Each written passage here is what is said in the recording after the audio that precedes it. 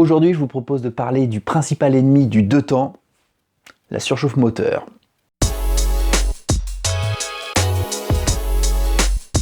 La surchauffe moteur, c'est la bête noire de tous les bons amateurs de moteurs de temps, car c'est la cause principale de casse moteur, de serrage ou de dommages irréversibles de nos moteurs. Donc j'ai décidé d'aborder ce sujet sur une de mes vidéos. Comme vous le savez, j'ai équipé mon booster précédemment d'un moteur Minarelli horizontal à refroidissement liquide. En disposant un radiateur de la façon la plus discrète possible, moi j'ai choisi de le positionner sous le bas de caisse. Et vous avez été nombreux dans les commentaires à m'indiquer que ça fonctionnait pas.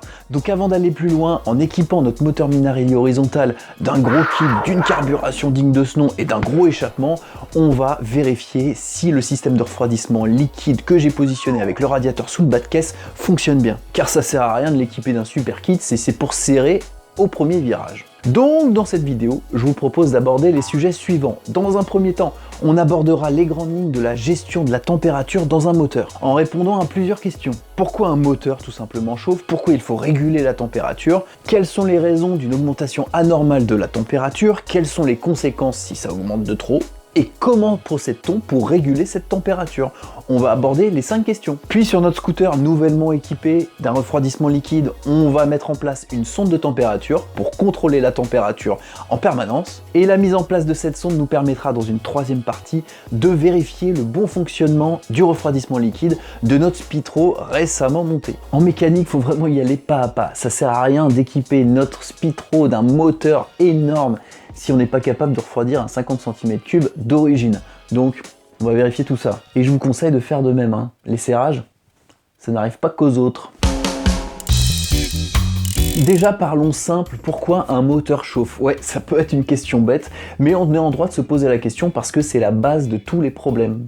Un moteur chauffe parce qu'il fonctionne avec une combustion d'un mélange air, essence et un petit peu d'huile. Cette combustion pousse un piston qui lui-même entraîne un arbre moteur et fait fonctionner notre deux roues. Ça c'est clair, je l'ai déjà expliqué dans la vidéo qui concerne le fonctionnement d'un moteur deux temps, donc n'hésitez pas à aller la voir si vous vous posez des questions théoriques sur le sujet. Go, le lien est ici. Et cette combustion, une combustion, ça fait élever la température dans la chambre de combustion. Mais il n'y a pas que ça, les pièces en mouvement les unes par rapport aux autres impliquent nécessairement des frottements. Pour faire des transmissions de mouvement, il y a forcément des frottements, et qui dit frottement dit élévation de température. Bref, le fonctionnement même du moteur deux temps implique une augmentation de la température. Ça, c'est fait. Mais maintenant, pourquoi gérer cette élévation de température? Si un moteur fonctionne avec de la chaleur, eh bien on va le laisser chauffer. Mais non, et vous allez tout de suite comprendre. La matière, quelle qu'elle soit, lorsqu'il y a une différence de température, eh bien elle occupe un volume différent. C'était le cas notamment du liquide de refroidissement.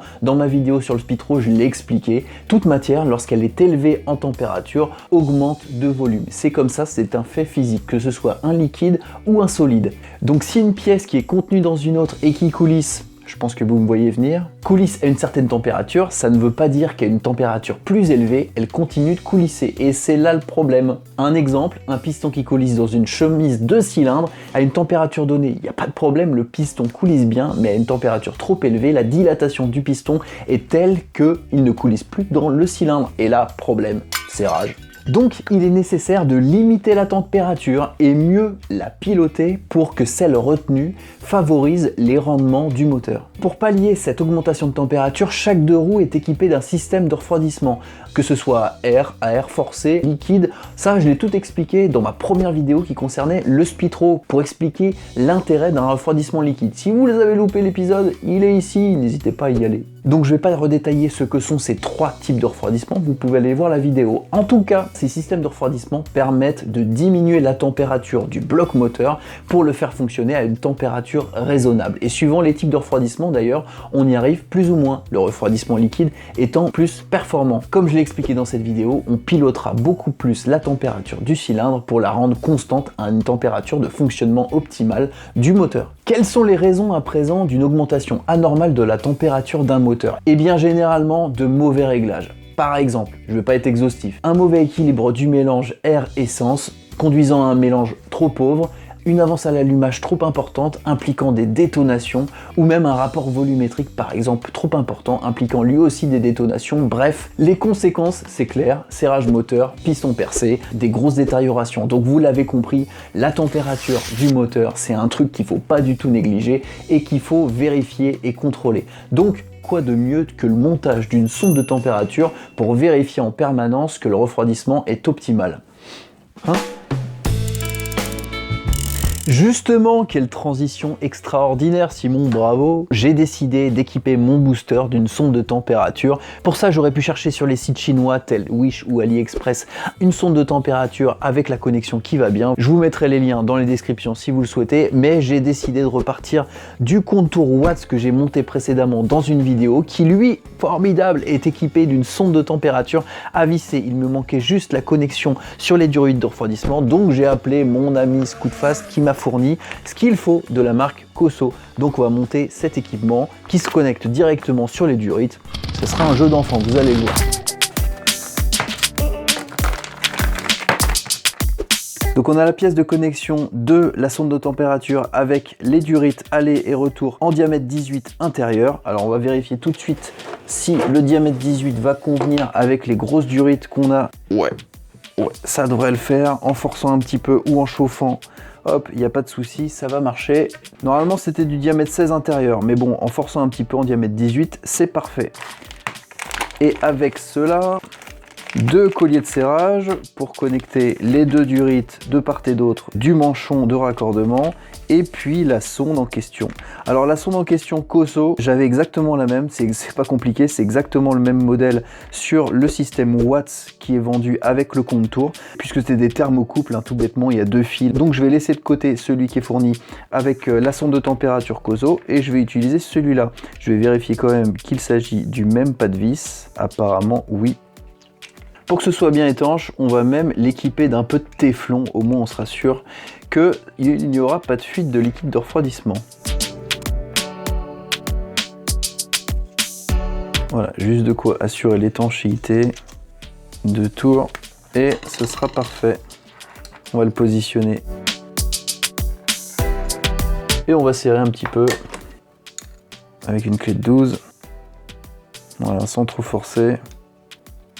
Ça sert à rien. Le tout, c'est que ce soit étanche. Parfait.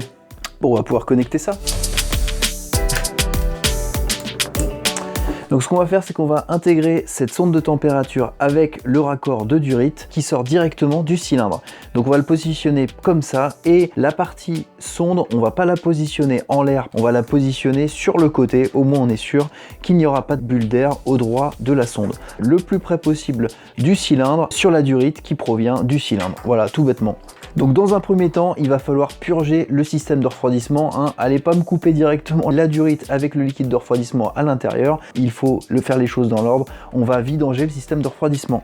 Alors pour ça, on prend notre bouteille de Coca-Cola préférée. Hein. Le Coca Zéro, il n'y a pas de sucre, c'est meilleur pour la santé.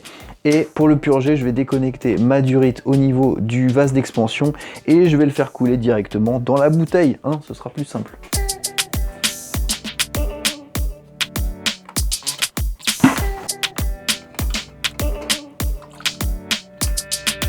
Et voilà, on attend que ça coule. Bon, je crois que c'est fini là. T'en as plus? Hop. Allez, si, il y en a encore un peu.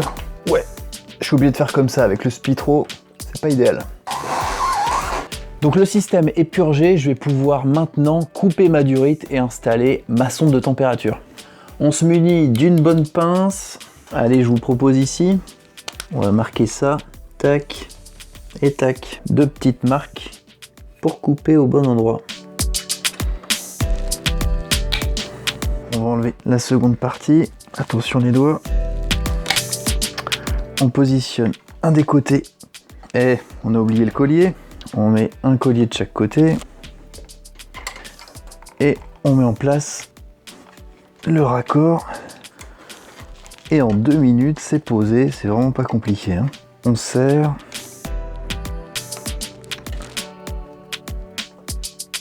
Voilà, les colliers de serrage sont bien serrés. Maintenant, on va brancher la sonde de température avec l'autre extrémité du compteur Watts. Et le tour est joué. Pouf! La connexion est faite de la sonde. On va pouvoir maintenant vérifier que ça fonctionne bien. On va remettre les carénages et on va faire un petit tour.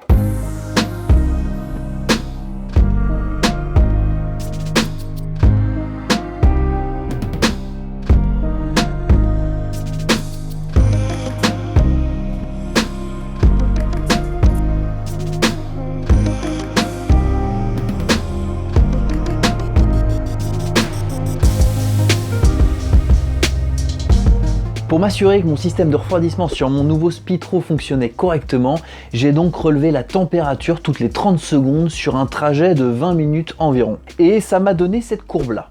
Et qu'est-ce qu'on remarque sur cette courbe? Eh bien on remarque que le moteur met environ 15 minutes à atteindre sa température de fonctionnement. La température de fonctionnement elle est environ de 87 degrés Celsius, c'est en tout cas ce que la sonde dit. Et à partir de la 15e minute, on repère qu'il y a une oscillation autour de ces 87 degrés de fonctionnement, ce qui montre que la température se régule petit à petit sur une température de fonctionnement. Je pense que cette température, c'est la température d'équilibre du moteur en fonction du système de refroidissement et de la position du radiateur. On peut donc en déduire, au vu de la courbe qu'on obtient, que le système de refroidissement qu'on a monté sur notre Spitro fonctionne puisqu'on a une stabilité de la température de fonctionnement, on n'a pas un pic de température, donc ça fonctionne, on est rassuré.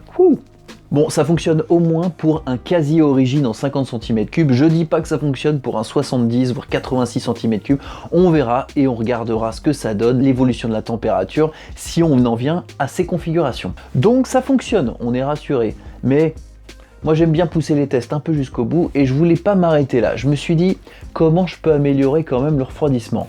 Vous vous rappelez, j'ai mis un Calorsta, un Calorsta, un petit interrupteur qui permet de réguler le débit du liquide de refroidissement dans le système. Eh bien, je me suis dit que si on enlevait ce Calorsta qui est dans la culasse, qu'est-ce que ça donnerait? Je l'ai enlevé, j'ai remonté le tout et je suis allé refaire le même test de 20 minutes, à peu près sur le même trajet. Et j'étais persuadé que j'allais obtenir un meilleur refroidissement, plus de débit, plus de refroidissement, enfin ça fonctionnera mieux. Je pensais avoir un meilleur résultat et bah c'est tout le contraire. Ce que j'obtiens, c'est une courbe qui au bout de 12 minutes monte très rapidement jusqu'à une valeur maximale qui est supérieure à la valeur d'oscillation que j'avais de 87 degrés, j'obtiens 91 degrés, le moteur monte plus en température et plus vite, donc la courbe est moins bien. Si on essaye d'analyser ça, en fait, c'est tout à fait normal. Parce que si on enlève le Calorsta, on supprime un élément qui fait une perte de charge dans le système de refroidissement. Donc, le liquide de refroidissement circule plus vite dans le radiateur dans lequel il devrait prendre son temps pour se refroidir. Et la conséquence, c'est qu'on injecte du liquide de refroidissement qui sort du radiateur directement dans le moteur, mais moins refroidi. Donc, une boucle qui tourne plus vite, mais qui se refroidit moins. La seule chose qui contrôle le débit du liquide de refroidissement, c'est la pompe à eau qui fonctionne proportionnellement au régime moteur. En fait, on se retrouve dans la même configuration qu'un refroidissement à air forcé du booster Minarelli vertical. Donc la partie qui permet de réguler le débit, le Calorsta, il est plus intéressant de le laisser. C'est pas de ma faute, les courbes ont parlé. Donc on peut en conclure que ce fameux Calorsta qui est dans la culasse permet non seulement de réguler la température, de jouer le rôle d'interrupteur et de s'ouvrir en cas de dépassement de cette température qui est écrit sur le Calorsta de 70 degrés, ce Calorsta joue aussi le rôle d'élément qui crée une perte de charge et ainsi régule le débit maximal dans le système de refroidissement pour permettre à cette eau de refroidissement de justement se refroidir dans le système qui doit la refroidir, à savoir l'échangeur, le radiateur. De cette façon, l'eau passera un peu plus de temps dans le radiateur pour se refroidir avant d'être réinjectée dans le moteur à une température inférieure. Voilà, je pensais pas du tout apporter cette conclusion à cette vidéo. Le Calorsta, c'est important. Voilà, les tests ont parlé et c'est plutôt intéressant.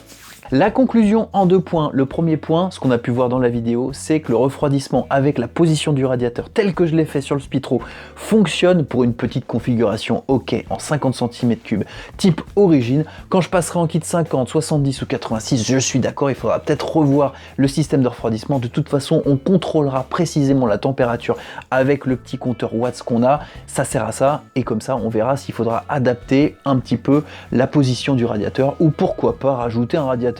On va faire ça dans de prochaines vidéos. Et puis deuxième conclusion, je vais garder le Calorsta puisque ça a l'air d'être important. J'espère que vous avez apprécié cette vidéo qui nous permettra, puisque le refroidissement fonctionne, d'augmenter les performances de notre scooter en ayant l'esprit tranquille. Et en plus, avec la sonde de température qu'on a montée dans cette vidéo, on pourra contrôler en temps réel, même avec une évolution de performance et donc effectivement une augmentation de température qui va avec, si le système de refroidissement fonctionne quand même. Donc on sera rassuré au fur et à mesure des performances acquises avec ce nouveau Speedro. Si vous avez aimé la vidéo, un petit pouce bleu, ça me permet d'être mieux référencé et ça me fait plaisir, ça me motive aussi pour continuer mes vidéos, donc n'hésitez pas à laisser un petit pouce en bas, là il est noir ou bleu, en fonction de si vous êtes sur votre portable ou sur l'ordinateur, mais vous me comprenez, un pouce bleu, tout le monde se comprend. Et si vous n'êtes pas abonné et que vous découvrez cette chaîne à partir de cette vidéo, n'hésitez pas une seconde, à vous abonner en bas à droite. Vous êtes maintenant 61 000 abonnés. Franchement, je ne comprends pas comment ça peut augmenter encore aussi vite, parce que le monde du scooter quand même, c'est pas si gros que ça, et je suis toujours étonné de la capacité à rassembler autant de personnes autour d'une passion qui est la mécanique deux roues, deux temps, et en plus scooter. Donc je vous remercie pour les nouveaux, pour les anciens, et pour votre fidélité. Si vous êtes nouveau sur cette chaîne, vous n'hésitez pas, vous pouvez aller voir dans les playlists, il y a plein de vidéos qui concernent le milieu du scooter, des réparations, des tests, de la théorie aussi pour savoir comment fonctionne notre deux roues. Donc fouillez un petit peu dans mes vidéos, vous allez trouver, je suis sûr, votre bonheur. Pour les vidéos qui vont suivre, c'est pas une grande surprise, on va augmenter les performances progressivement de notre Speedro, mais on va le faire d'une certaine manière. Et cette certaine manière, elle va faire plaisir à ceux qui ont un petit porte-monnaie, parce qu'on va faire des modifications à moindre coût. Je vous en dis pas plus, on va découvrir ça dans une série de vidéos qui va suivre, et je suis sûr que ça va vous plaire. Je vous dis à très bientôt pour une prochaine vidéo. Ciao!